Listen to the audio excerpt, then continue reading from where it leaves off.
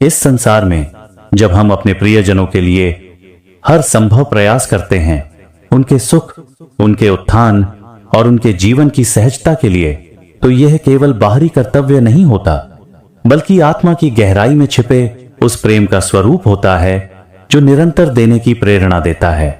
परंतु अक्सर ऐसा अनुभव होता है कि जिनके लिए हम निस्वार्थ भाव से समर्पित रहते हैं, वही लोग हमारे प्रयासों की कद्र नहीं करते।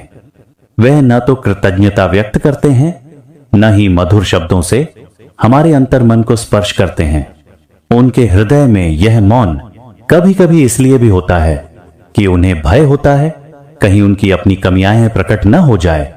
इसलिए वे हमारी गलतियों को गिनाने में ही रुचि रखते हैं, ताकि हमारे गुणों की चमक कम की जा सके और वे स्वयं हमें नियंत्रित करने का एक मिथ्या सुख पा सकें।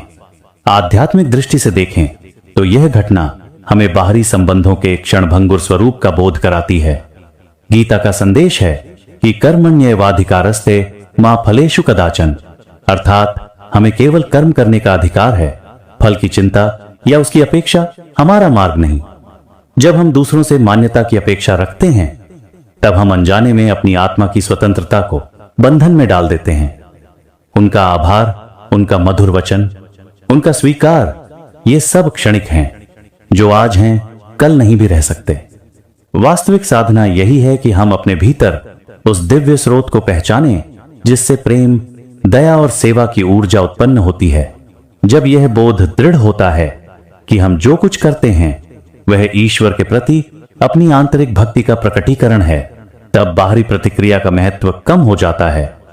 उस समय सेवा एक पूजा बन जाती है, जहां कोई प्रत्युत्तर आवश्यक नहीं, केवल समर्पण ही पर्याप्त है। जो लोग हमारी गलतियां गिनाते हैं, वे वास्तव में हमारे शिक्षक बन जाते हैं। उनका व्यवहार हमें आत्मचिंतन और आत्मविकास का अवसर देता है। यदि वे हमारे गुणों को दबाने का प्रयास करते हैं, तो वह हमारे भीतर छिपी सहनशीलता, धैर्य और विवेक को उजागर करने का माध्यम है। यही वह क्षण है जब हम सीखते हैं कि सच्ची शक्ति दूसरों पर हावी होने में नहीं, बल्कि स्वयं पर शासन करने में है। अतः जब आपका मन किसी के आभार न प्रकट करने से आहत हो, तो भीतर झांकें, अपने आप से पूछें, क्या मैंने यह कार्य उनके धन्यवाद के लिए किया था या अपने अंतर के प्रेम और करुणा के लिए? यदि उत्तर दूसरा है, तो आप पहले ही मुक्त हैं, क्योंकि कृतज्ञता का सबसे शुद्ध रूप बाहरी शब्दों में नहीं, बल्कि आपके हृदय की शांति में प्रकट होता है। यही वह आध्यात्मिक ऊंचाई है जहां दूसरों का मौन या आलोचना भी आपके आनंद को कम नहीं कर सकती। इसलिए अपने कर्म को पूजा समझें, अपने प्रेम को ईश्वर का प्रसाद। तब न कोई आपका उपकार कम कर सकेगा, न कोई आपके प्रकाश को ढक सकेगा। यही जीवन का परम रहस्य है। असली संतोष भीतर है, न कि दूसरों की स्वीकृति में। मित्रों, अगर आप लोगों को मेरी यह वीडियो पसंद आई तो मेरे इस चैनल को सब्सक्राइब कर बेल बटन को जरूर दबा दें, ताकि आगे जब भी मैं कोई वीडियो अपलोड करूं तो आपको इसकी सूचना मिल जाए। मित्रों, आपका यह छोटा सा काम हम जैसे आध्यात्मिक लोगों को बहुत बड़ा सहयोग प्रदान करता है। मेरे वीडियो को लाइक और शेयर अपने मित्रों और परिजनों में अवश्य करें।